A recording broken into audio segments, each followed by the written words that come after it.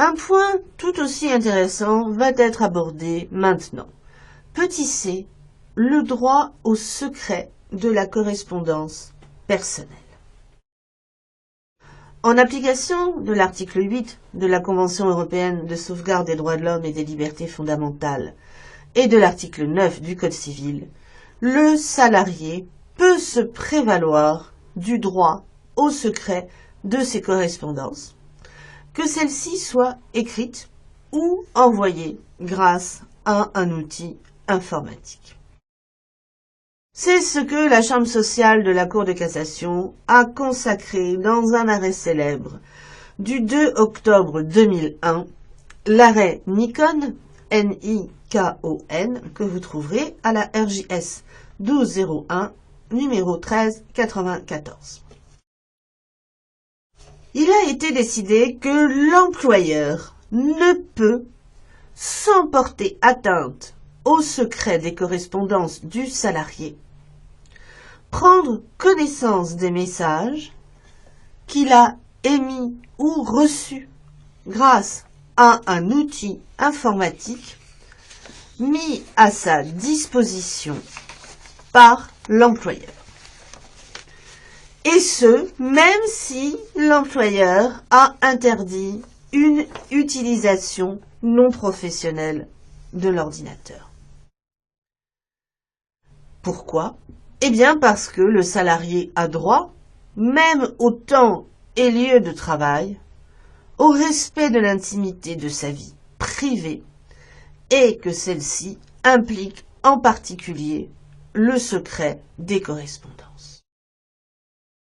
Pour pouvoir toutefois protéger ses secrets, pour pouvoir protéger ses correspondances, le salarié doit les accompagner d'une mention qui est la mention personnelle. Si un mail est écrit dans l'objet personnel, l'employeur ne peut y accéder. En revanche, si rien n'est écrit, les fichiers stockés sur l'ordinateur sont présumés avoir un caractère professionnel et peuvent donc être ouverts par l'employeur hors la présence du salarié.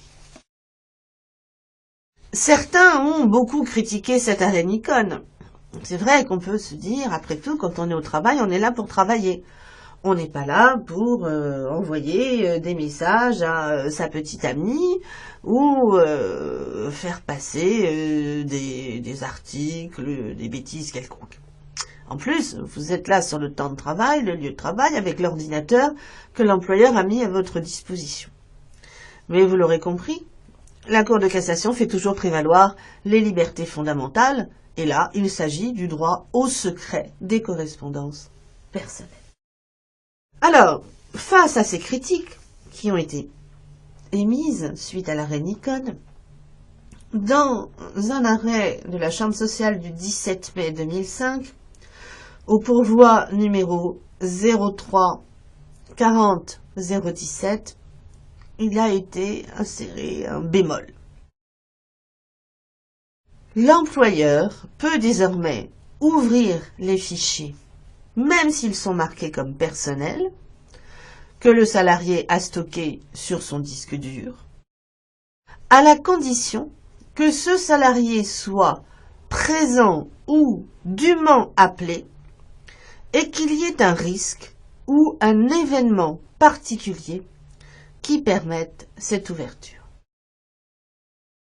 Alors, l'hypothèse, en fait, la plus simple est de s'imaginer qu'un salarié stocke dans des fichiers sur son ordinateur des informations qu'il veut faire parvenir à la concurrence, et donc se rendre coupable de concurrence déloyale. Mais on peut penser à aussi des choses beaucoup plus graves, comme par exemple si un salarié stockait sur son ordinateur des vidéos ou des images à caractère pédophile, auquel cas l'employeur aurait évidemment l'obligation de communiquer cette information aux forces de police. Alors, dans l'affaire en question, c'était pas du tout le cas. En fait, il s'agissait d'un employeur qui avait ouvert le bureau d'un de ses salariés alors qu'il était absent et il avait trouvé des images à caractère érotique. Alors, il s'était demandé s'il y en avait d'autres, et donc il avait ouvert l'ordinateur, il avait accédé à des fichiers, et il avait trouvé la suite des photos. Et c'est ce qu'il avait considéré comme étant un peu exceptionnel et qui permettait l'ouverture. La Cour de cassation a déclaré que dans ce cas précis, il ne s'agissait pas d'une menace quelconque pour l'entreprise, de quelque chose de particulièrement grave, et que donc l'employeur ne pouvait accéder logiquement aux fichiers. Le contentieux relatif au droit au secret des correspondances personnelles est très abondant. Et évidemment, il se croise avec le problème des connexions Internet, qui font l'objet pour certains salariés d'occupations quasi quotidiennes. Alors, évidemment, les salariés ont essayé d'inventer d'autres choses pour remplacer le terme personnel. Ainsi, certains ont intitulé leur fichier « Essais divers ». Bon, la Cour de cassation a dit non, ça colle pas, c'est pas personnel. D'autres ont créé des fichiers en y apposant leurs initiales. Là encore, la Cour de cassation a dit non, ce n'est pas possible. Quant aux connexions Internet, eh bien, bon, il faut quand même que vous vous disiez bien que les salariés, quand ils se connectent sur Internet, c'est rarement pour aller lire de la poésie. Donc, beaucoup de contentieux relatifs à ce sujet, eh bien, concernent des accès à des sites pornographiques. Et là, en l'occurrence, dans un arrêt, il s'agissait d'une personne qui se connectait beaucoup à des sites pornographiques. Et pour ne pas se faire attraper, pour dire que c'était à lui, que c'était personnel, il les avait mis dans ses favoris. Il avait intitulé favoris. Hélas pour lui, évidemment, la Cour de cassation ne l'a pas retenu. Je vous le disais au début, cela vaut aussi pour tout ce qui concerne le courrier papier. Parce que le courrier papier correspond aussi à la correspondance personnelle. Dans une décision, il s'agissait d'un salarié qui s'était fait livrer sur son lieu de travail des revues à caractère échangiste. Mais il n'y avait pas marqué la mention personnelle sur l'enveloppe. La personne du courrier avait donc ouvert cette enveloppe, avait été choquée. Le salarié avait été licencié. Et on a appliqué la présomption de professionnalité à ce courrier, puisque rien n'était apposé. Alors, des premières décisions commencent aussi à sanctionner les salariés qui abusent des connexions à Internet. Puisque l'employeur peut ouvrir les fichiers, il peut en quelque sorte surveiller les courriels, il peut en faire de même pour les connexions Internet, puisqu'il a accès à l'historique de toutes les navigations pendant le temps de travail. Alors évidemment, il existe des tolérances. Tout dépend de la fréquence. Et selon que les sites soient des sites autorisés ou pas. Mais la tolérance s'arrête à partir du moment où le temps de connexion à Internet mange sur le temps de travail.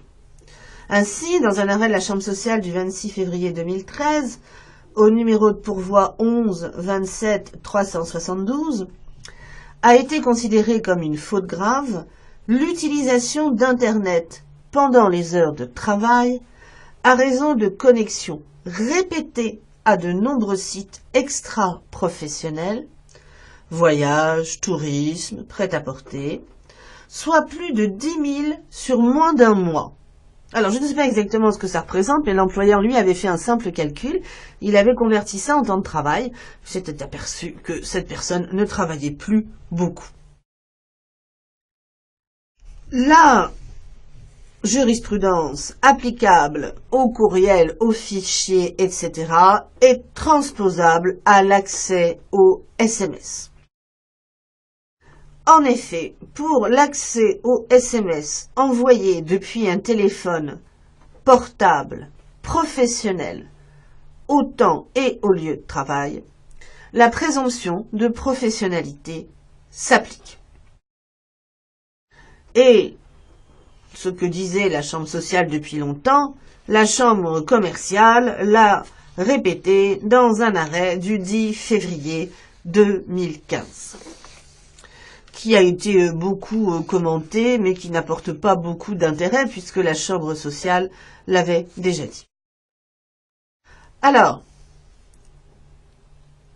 que peut-on dire sur ces différentes connexions, etc., au SMS? Eh bien, à partir du moment où ils se font sur le téléphone portable, professionnel, l'employeur peut a priori y accéder. Précisons toutefois que cette solution est complètement différente pour les salariés protégés qui ont le droit à la confidentialité de leur communication téléphonique dans l'accomplissement de leur mission légale. Ils doivent pour cela bénéficier dans l'entreprise d'une ligne propre, autonome, non reliée à l'autocommutateur. Il s'agit de l'ensemble des salariés protégés.